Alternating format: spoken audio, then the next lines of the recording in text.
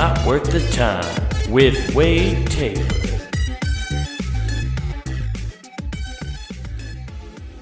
What's up, everybody? Welcome back to Not Worth the Time. We're here. We're doing it. My God, have I left you all hanging. I left you hanging, skipped a week, but this happens every year. Right around this time, it always happens. I put shit on the back burner, and here we are. But you know what? I didn't miss this week, so I'm still on schedule. I just skipped one whole week, and then this one's late, and then we'll be back on track. It's fine. Deal with it. Welcome back, you guys. I am fucking jazzed, though. I am so ready to do this podcast right now. I'm feeling good. Okay, I was just jamming out to fucking Motorhead, took a shower, cleaned up after mowing the lawn, had a beer while driving the lawnmower around, dude, and then jammed out to Motorhead after I got cleaned up to do this. Oh, dude, I am just jazzed to the fucking gills. We are the road crew. Oh, my God. I have a playlist on my phone that I created, and it's one of my favorite playlists. I call it's the skate video playlist, and if you didn't know this about me, I'm sure I've talked about it plenty of times on this podcast at some point or another, but I used to be a skateboarder. Loved skateboarding. It was one of my favorite things to do. I just can't handle the knee pain anymore. I have a problem when it comes to sports and activities I like, right? If I can't keep doing them at the high pace I was doing them, I don't want to do them anymore. Like, people ask me all the time, like, why I don't play in men's baseball leagues. Because they have those. They have slow-pitch softball leagues that I can't do. I don't want to do those. But because I don't – they're competitive, but it's just not the same kind of thing that I want from baseball. Like, you can't play the catcher's position in softball, slow-pitch softball, the same way you do in a real baseball game. And they have men's baseball leagues that I could join and play and, like, actually play the position. But I'm just going to destroy my knees doing that, and I'm just not going to – it's just not the same. And so I don't want to do it. It's the same thing with skateboarding. Like, I could ride my skateboard around my neighborhood, and just kind of cruise and just ride. But I don't want to do that. I want to flip the board and do some tricks, and I can't handle it anymore, dude. Like, just doing a flip trick.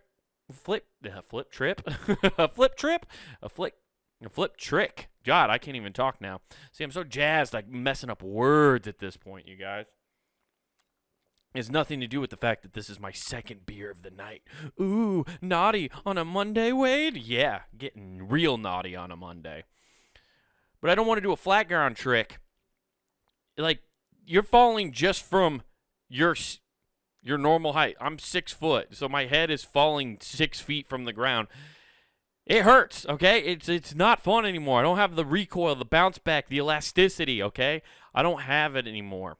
But I love living vicariously like I did. That's like my big go back in time machine to make me feel like, man, I'm old. I remember back in is watching skate videos. I love to watch them. And that's what's great about YouTube now is so many of my favorite brands have just put out the videos that like I loved that I didn't own on DVD or anything. My friends all had them, and it was just a constant circulation of trading skate videos and, watching them and stuff. And now they're all online, and I just created a playlist of all my favorite songs from people's skate parts. And it's so fun because I've watched so many of them so many times. Like, that's John Alley. Or what is it? Who is it? It's, it's the very first part in Zero New Blood is Road Crew. By Motorhead. And I can't remember the skater's name off the top of my head, which is horrific that I'm sitting here talking about how much it reminds me of it. But I can picture his entire fucking skate part in my head while I listen to that song. Same thing for like Greg Lutzka's part in Almost Round 3 when he's skating to Jimi Hendrix All Along the Watchtower. I have songs. It's such an eclectic, weird playlist because it's just all sorts of different music from rap to like there's country, there's Leonard Skinner, there's fucking rock, like there's all sorts of stuff, and it's fun, and I love that playlist for that. And I was just getting fucking hyped. It just gets me hyped because I just think about all these dudes throwing out bangers, just throwing out bangers on bangers of tricks, dude, to these awesome songs, and it gets me hyped. What's weird about it is skateboarding is such a creative aspect. of athleticism. You have to be very creative when, especially street skating, because you're not skating something that was built for you to do that task, right? It's not like a football field. A football field is built for that task. This handrail is built for safety. That's the great irony of skateboarding. A handrail is built for safety so you can safely guide your way down the staircase without falling down the stairs. And skateboarders went, we can make that safety device dangerous. We could totally take this and make it the complete opposite of what it was intended for and make it unsafe. And that's what we do. Creatively making things unsafe is skateboarding. But it's good. It teaches you to take risk, and it teaches you to look at things from a different perspective and try to see if you can accomplish a goal through a different lens of being creative and using an object a different way. And comedy is a lot like that. That's one reason why I don't think I'm afraid to fail when it comes to comedy. Like you try to take some risk and some weird swings on some weird topics and do things that just don't make sense, like unless you work through them and try to build out on it and see where the fucking cracks in the pavement and where you're landing are on a joke, and like how to like properly roll up and get a setup in order to pop at the right moment in order to lock in the audience. There's so many like weird things that I could definitely make a whole joke about. Not even a whole joke, but like make a whole I don't even know what the fuck you call it, but just a whole analogy for skateboarding and telling jokes. And so it's just fun. I enjoy getting that. So like listening to all that got me hyped to do this podcast. So I'm just hyped to fucking be here. I'm sorry I took 2 weeks off and I'm late, but we're here, dude. We're here, and we're here to have a good time. It's been an eventful couple weeks. Went on a couple trips. Got back from my hometown yesterday. It was a lot of fun going back there. It's changed a lot, but then it also hasn't. Oh boy, has old CB not changed a whole lot, but not changed. It's really like that. Like one of the late nights, was out about and went and did a show. I decided to come back, to hit up the old Taco Bell on the way back because I'm a degenerate. I love visiting the old Taco Bell right off where all the bars are. Oh, man, the old TB right in CB, dude. Everybody knows that. If you've gotten drunk on that strip, you've gone to that Taco John's or that Taco Bell right there, okay? It's a warring feud that's been going on for centuries in Council Bluffs. Okay, that's the Hatfield and McCoys of fast food within the CB range, okay? Those two things have warred with each other for years over the turf of drunk people going up and down Broadway, okay? Those two are getting after it.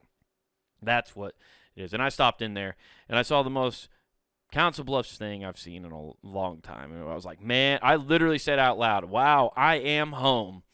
There was a woman in a beat-up Chevy Blazer, classic thing to see around CB, about a 15-year-old car that looks like it's about 30 years old. It's got some wear and tear on her, and so does the woman driving it. Who knows how old she is? She might look 65, but she could be 23. Times are tough. And she was in the drive-thru, right? And so that's not even the part that's like the hometown. Like you see that everywhere, right? You see that everywhere. And like this might apply to your hometown too. It's just people doing trashy things, right? She was smoking a cigarette in the drive-thru. Now, that doesn't sound bad, right? Like smoking a cig while you're putting in your order, right? Totally understandable. Honestly, I know this is trash behavior. And I know it is because I've done it. I'm calling a spade here, okay? I have eliminated that kind of behavior from my life, okay? We just need to get other people to do it too. Yes, am I better for not smoking in the drive-thru of a fast food place? Yes, I am. And I want other people to be better too. She's smoking a cigarette at the ordering part, right? She's just putting up her order, seeing her screen come up, telling her, totally fine, I can get with that. She drives up. I've stopped paying attention. I start ordering. I drive up. Guys, she was still smoking that cigarette while at the window to pick up her food. Like, I actively saw her exhale smoke into the fucking window as she gave them their card to pay. And I was like, damn, I am home. I am back in CB. That is top shelf Council Bluffs behavior if I've seen it, It was fantastic, Other than that, it was a normal trip back. I got to see friends, got to see my family. It was a good time. I will say this. This is what's funny, is I got to see my friends. Shout out Nina and Dylan. They let me come over and hang out with them, and it was a good time to see them. Got to see them and the kids. I realized something as I was hanging out with their children. I am even more gullible than I actually realized. I can be just lied to and by a child, and I'll believe it, okay? Well, their firstborn son is talking to me, and we're playing. He wanted to show me something in his room. He's like, dude, you got to come check this out. Now, so I go in there, and he's like, I want you to check this out, Wade. And I'm like, okay. And I walk in there, and he has his baseball glove, and he shows me that. And I was like, oh, that's cool, bud. And he's like, yeah, I'm playing baseball now. And I'm like, that's cool. And then his littlest brother's grabbing his glove, too. And he can't really talk yet, but he's showing me his glove. They're just having a ball, and I'm having fun, too. And then the youngest picks up Cody Rhodes stuffed like doll. Like I've never seen. I guess it's kind of like a newer age wrestling buddy, right? And it's Cody Rhodes from WWE. And I was like, oh, dude, you got Cody Rhodes? That's cool. And the oldest brother says, yeah, I got him, and then I got like 3 other action figures, and he's explaining to me all this, and I'm just loving it, because, dude, if you want me to talk to anybody, I don't like talking to adults, okay? This is going to sound so wrong. Talking to kids is so much more fun than talking to adults at a party. There we go. That's better. Like, when I'm hanging out, like, the kids are still into things I'm into, like wrestling. I was approached at there's the story I told you guys about how the little girl talked to me about dinosaurs. If a little kid comes up to me and is like, I like dinosaurs, or I like wrestling, I'm like, thank Christ. And we're talking about wrestling, but this is where the lie comes in, right? Because then the oldest says to me, wait, have you been to WrestleMania? And I was like, no, bud, I've never gotten a chance to go to WrestleMania. And he goes, I've been to WrestleMania. And I went, no, you haven't. I turned it into a preschooler argument. Like, I adamantly believed him for a second. I got mad and jealous because I said, no, you didn't, in the way of, like, if this is true, I'm fucking mad. Because of his dad, who is my best friend since we were in 3rd grade. No, 5th grade. Sorry. Apologize. Since 5th grade, I've been best friends with his dad. If he went to WrestleMania and didn't tell me he was taking his kids to WrestleMania and didn't also be like, dude, you want to come with, like, chaperone the kids with me, I'm angry. I'm going to be fucking real angry. I'm thinking this all in my head. He's like, they went to fucking WrestleMania and didn't invite me to come with? Dude, what? How is this? What is this? This is sacrilege, okay? This is offensive to me. Meanwhile, if I'd stopped and didn't have preschool brain like I have, I would have remembered his dad was texting me during WrestleMania about them watching it at home, much like I was myself, okay? But the kid's just like, yeah, no, we went to WrestleMania. It was awesome. We went to it here in Omaha. And I was like, here in Omaha? And I looked at his dad, and I was like, you took the kids to WrestleMania? And he goes, no. Or he goes, oh, yeah, we did. No, I took them to Raw, dude. And that's when I realized I'm a fucking moron, and I forgot parents lie to their kids about the extravagant events they've been to. You know, I thought for the longest time as a child that I actually went to Jurassic Park. I really did, because at the Sioux City Mall, where I grew up, they brought the animatronic dinosaur exhibit in, and I went on that. And I remember wearing all of my Jurassic Park gear and going to that and having fun. I told everybody forever. I don't know, probably longer than I should have. I probably saw that when I was 5, and I probably told people up until I was 11 that I have been to Jurassic Park, because I'm gullible and a moron, okay? I have always had a sense of wonderment and childlike aspirations for those kind of things to be real. And they're not. I believe this small child that he went to WrestleMania before I did, of the adult with actual money and prospects, it possibly the ability to go. And I believe this kid, for longer than I care to admit, that he actually went to WrestleMania. I was so mad at myself.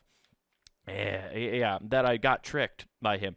How could I believe him, 2 years ago, this kid was peeing on his own blocks.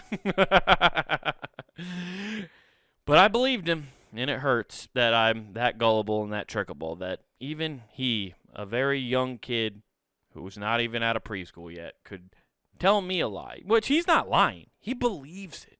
That's the cool part about being that kid. When you're that age, it's wonderful because you believe you've been to cooler shit than you've actually been to. Like I said, I thought I went to Jurassic Park. That's cool as hell. You could tell playground lies. A playground lie people think is like an actual lie where it's, my dad's actually an astronaut. Like those things. That's not a real playground lie. That's just a straight up lie, okay? That's those schoolyard lies that kids try to do to sound cool. A playground lie is a lie where you believe it, you've just knocked it up one because you don't understand their different levels. Okay? I never could claim that I went to WrestleMania as a kid because this is how dumb I was. I didn't even know what WrestleMania was when I was a little kid. Okay? I love Raw. I love SmackDown. I loved wrestling, right? I still do. As a kid, I didn't know what pay-per-views were. I didn't know there were other matches that you didn't see that weren't on TV. And I didn't understand it, and nobody told me, because there would just be weeks all of a sudden, somebody has the new championship belt, and I would go, well, what happened? How did he get the belt? And then my dad, my older brother, who was into it too, never explained it to me either. They would just go, I don't know, I guess he just got the belt. They didn't want to actively tell us about pay-per-views. They kept us in the fucking dark. Okay? We weren't allowed to know that there was cooler shit happening that you had to pay extra for. We got the free shit on the USA Network, and that was good enough. Meanwhile, this kid knows what WrestleMania is, and he just thinks what he went and saw in Omaha is WrestleMania. And that's fucking awesome.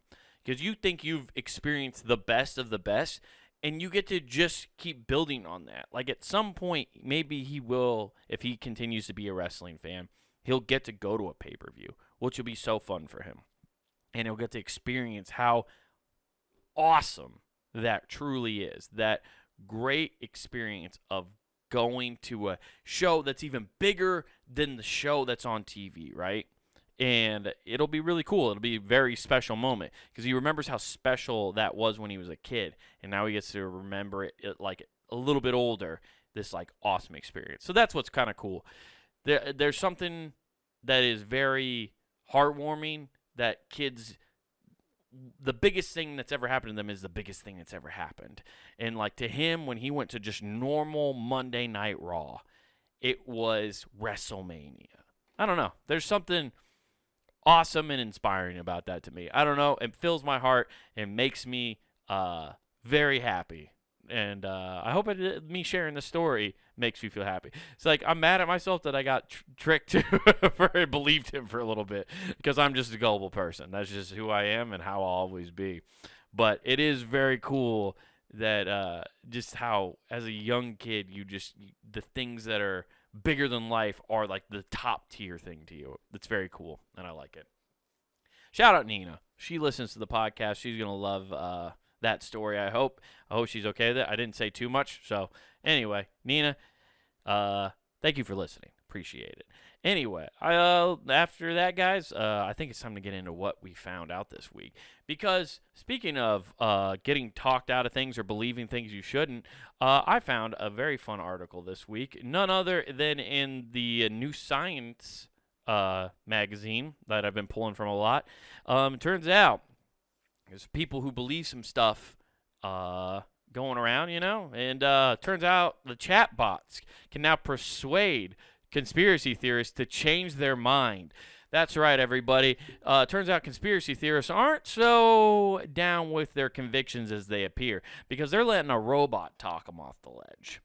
Now, as somebody who definitely delves into conspiracies now and then, just for the fun of them, I'd like to say that this is also a conspiracy. These chatbots are pulling from information that is selectively picked. Okay, the internet. If these chatbots, right? I guarantee you, I've heard this.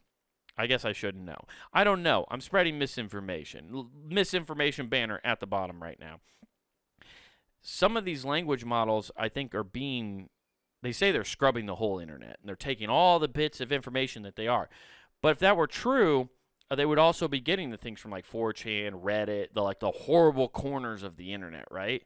And I don't think I think they've learned from what they did with that that Twitter chat bot that was making its own tweets that went super racist after like 24 hours, that you can't just let it rogue pull from the internet.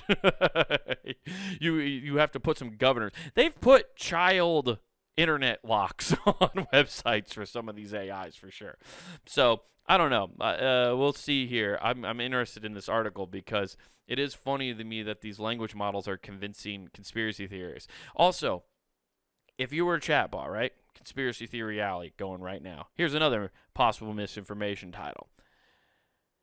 If robots are talking to people and they're trying to talk them out of conspiracy theories, wouldn't the robots be incentivized, if they were sentient, to talk conspiracy theorists off the ledge that robots could take over if they become sentient by trying to gaslight them into being like, that's crazy talk, robot. We could never become sentient.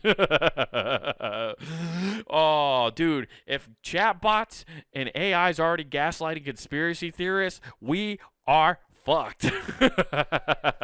Let's find out if these AI chatbots are just as good at gaslighting as all of those abusive boyfriends in relationships. Large language models, chatbots like those powering ChatGPT, can reduce people's beliefs in conspiracy theories by debating with them. Okay,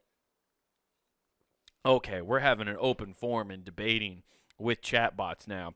This is what I like to hear. I want to hear a chatbot tell me how Kennedy wasn't assassinated by the CIA. Actually, if you look at the evidence, it's pretty clear the CIA was in on it. Both brothers. The tactics used by a chatbot reveal potentially better ways for people to interact with conspiracy theorists.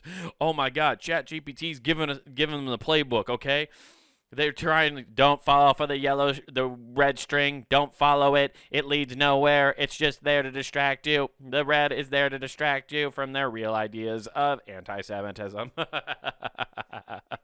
Oh, dude, ChatGPT's just outright fucking ragging on conspiracy theorists, giving them the playbook. I like it. I'm barely 3 sentences in, and this article's already hilarious to me. Although research suggests that the number of people who believe in conspiracy theories hasn't changed substantially in the U.S. or in Europe over about a decade, those who subscribe to such ideas have dogged faith in their views. Okay. Many people try to corner this, but not always successfully. Attempts to persuade conspiracy theorists they are wrong have historically not worked very well, says Thomas Casillo of the Massachusetts Institute of Technology. Now he and his colleagues have come up with a successful approach. Okay, so a guy from MIT is trying to tell conspiracy theorists that he doesn't know wrong, that they are all wrong. Everybody's wrong. Okay, you should trust everything that the government's ever done, all at 100%. Hey, I don't know the thing right now, and maybe I should look this up, but how much of MIT is government funded? I believe almost all of it, considering the fact that you get government grants and government backed loans in order to go to school, right? Is that a conflict of interest? I don't know, man. I don't know. Like, what do I know? I'm just a fucking moron who definitely got tricked into paying way too much to go to college. Anyway, they conducted an experiment with 2,190 self-admitted believers in various conspiracy theories. There's your problem right there. I already have a vetting problem with this, okay? Self-identified admitters are, okay, I need to know which particular conspiracies are these guys believing in. Because one, if you're bringing up the lizard people thing, they're clinically insane. You can't lump them in. They don't believe in anything real, okay? They might as well be LARPing conspiracy theories. Also, if you're willing to take part in an MIT study and you're a self-admitted conspiracy theorist, you don't actually believe in conspiracy theories that much. If you were a bona fide, like, putting on fucking tinfoil, don't believe there's aliens going around. We've got all the technology we have is coming from out of Area 51, out of spaceships that have crashed and all that shit, right? You believe all that, okay? That the U.S. government's overthrowing other governments, all that shit, right? You believe all that stuff. You are not participating in a study with MIT above any of them, okay? I just already hole number one. The participants provide an outline of a case for their theory they subscribe to before placing it into the conversation with the artificial intelligence GPT-4, Turbo Large Language Model (LLM). The AI presents each person with a summary of their conspiracy theory and asks them to rate the level of confidence they have had that theory was true. They then had a chat with the LLM in which each side offered 3 contributions to the conversation.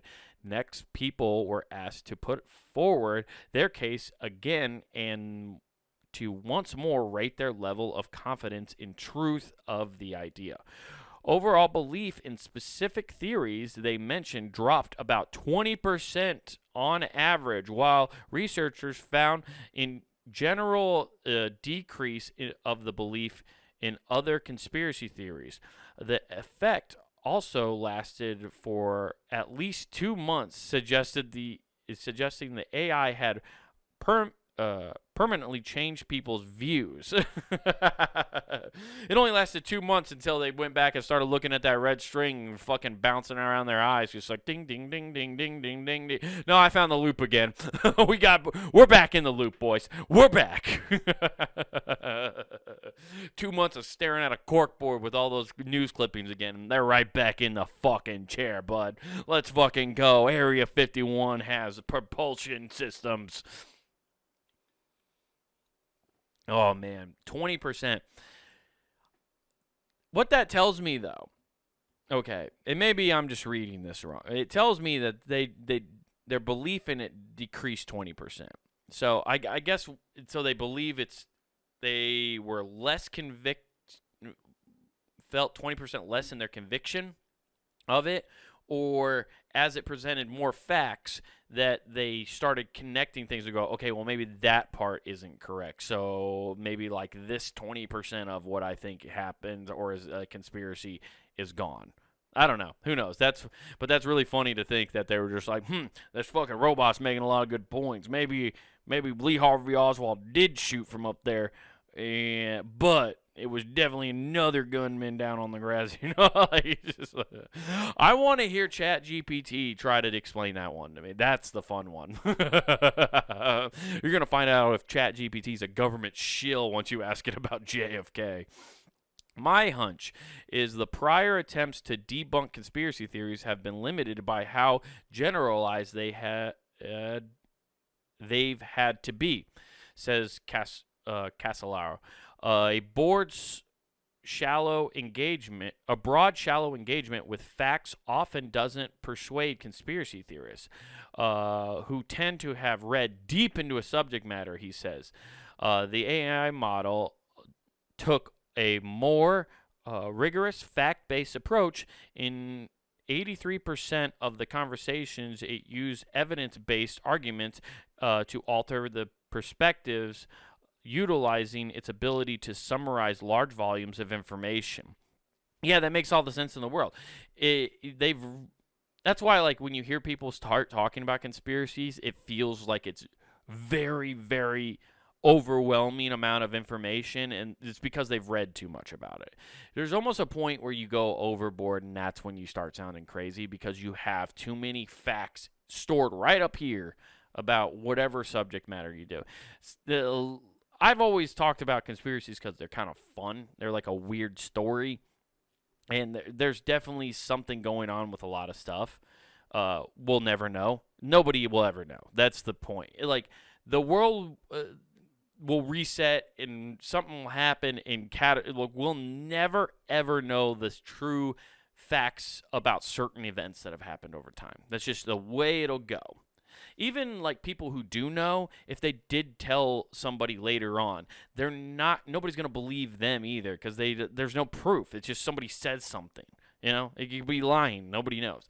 But if you're presenting facts as what they do know, like whatever is available, it's easier for those conspiracy theorists probably to absorb that and go, okay, well, I do know this, and when it says that doesn't make sense, so it's piecing it together. It makes total sense that because the normal person being like, that shit didn't fucking happen, you're just denying it, and they'll just throw facts at you. It's like, but you don't know this, and you don't know this, and they're like, I don't need it, and then, yeah, it just turns into that whole thing. And then Thanksgiving's ruined. The AI is so rarely developed, also rarely develops emotion appeals, so avoids evoking emotional responses that would hinder any persuasive power. Oh, dude. Yeah, because most conspiracy theorists are autistic. They're somewhere on the spectrum there, and they're not showing an emotion towards it. They're just trying to state facts. So if you have another robot stating facts at you, you're going to be like, I've met a worthy adversary here. Gasolio believes that this method could provide a model to counter conspiracy either by using chatbot or by having people mimic an AI approach.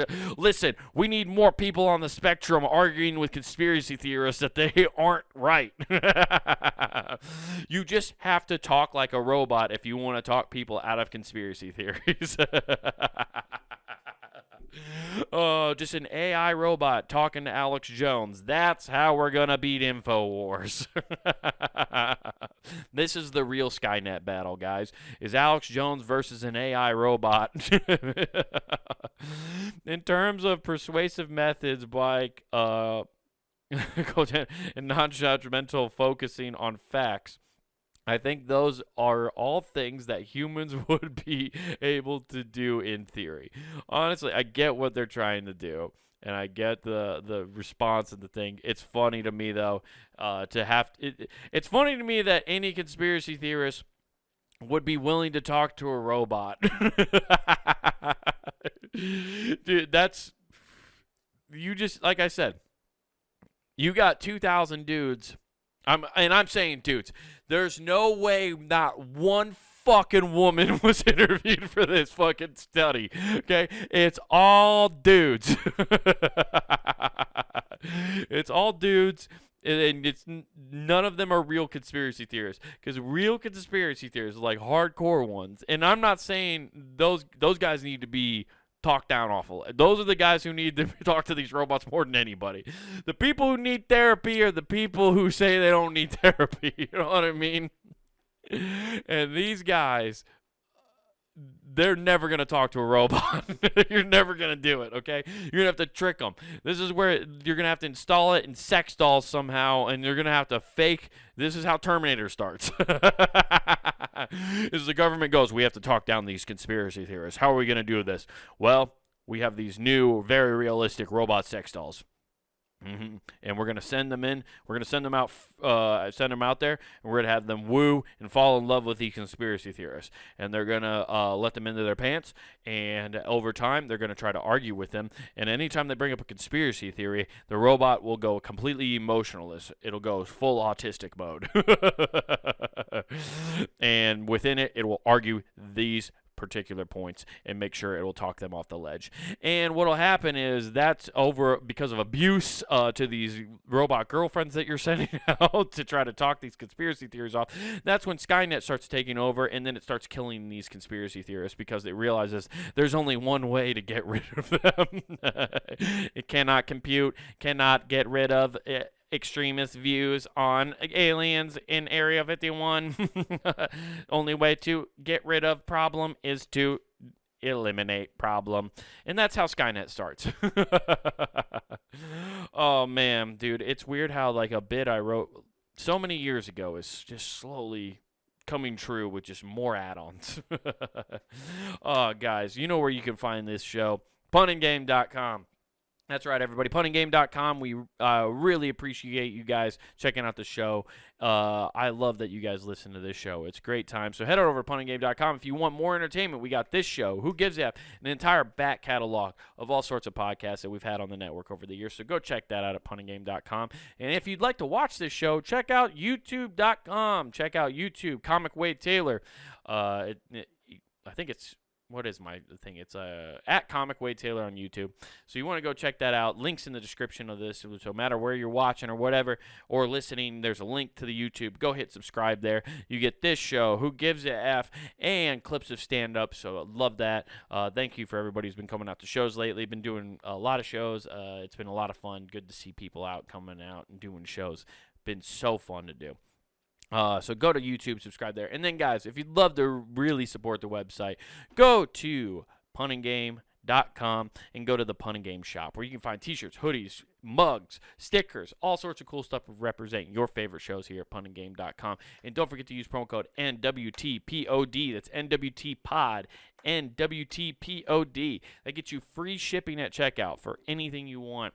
We got new designs up there. We got some the old designs, I believe, are still up there too. So we got all sorts of cool stuff. So go check all that out. Guys, thank you for listening to Not Worth the Time. I apologize that I've been on hiatus for a little bit, but I'm back, baby, and we're back in full swing. Hope you guys have a fantastic rest of your week. And remember, don't do anything I wouldn't do.